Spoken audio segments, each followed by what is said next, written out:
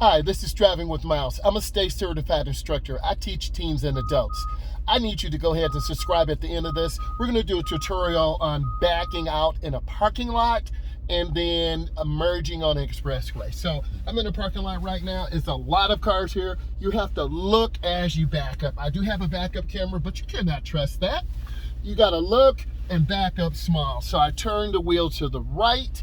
The rear goes to the right, the front swings out to the left. And then I turn hand over hand. You really have to master that hand over hand.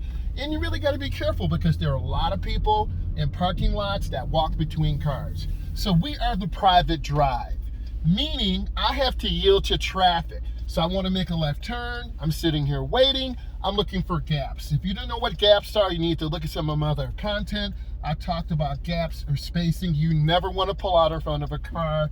That is a major area of failure. So I'm looking and I'm checking.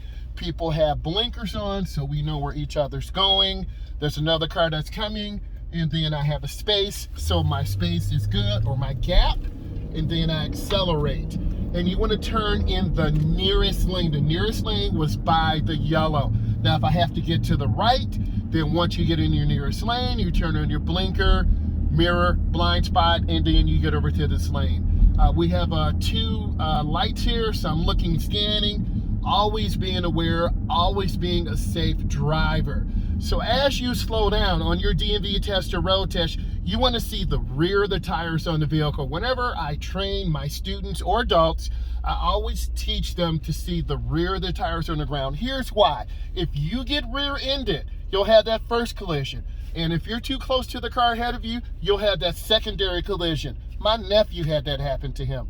So learn from experience. So my light's green, I'm looking, I'm checking, I'm scanning. Now we're gonna be merging on the expressway, so this is a great teachable moment. My left blinker's on, mirror, turn signal, blind spot. We have a yield sign, rules of the right of way. So we have to yield to traffic going the opposite way. Again, the light says lane ends, merge right. So I'm getting ready to merge onto the expressway. I'm looking, and this is the acceleration lane. This is where you build up speed. So you can tell by the sound of the motor, I'm building up speed. Mirror, turn signal, blind spot. The cars ahead of me don't have on their blinker, so I'm wondering what they're doing. I'm out into the first lane, and I'm good. That's a pretty good merge, and that's what your DMV tester, road tester is going to look for. Are you checking your mirror and blind spot? Are you looking ahead? And then once you do that, you're good. So I'm maintaining good speed. The speed limit here is 70. I'm at about 68 miles an hour. Have pretty good speed control. For teaching, I'm going to go ahead and make a lane change to the left. Mirror, turn signal, blind spot. Once you get into the lane, you cancel your blinker. That's a pretty smooth lane change. And because we're at highway speed, we don't need to turn the wheel a lot. So I'm maintaining good speed control. The middle lane is the smooth lane. So we're right at about 69 miles an hour.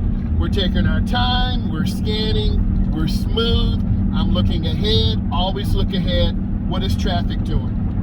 What is ahead of you? What is behind you? So I'm maintaining good speed control. I'm taking my time. On your DMV test or road test, they are looking for you to not drive too close to cars.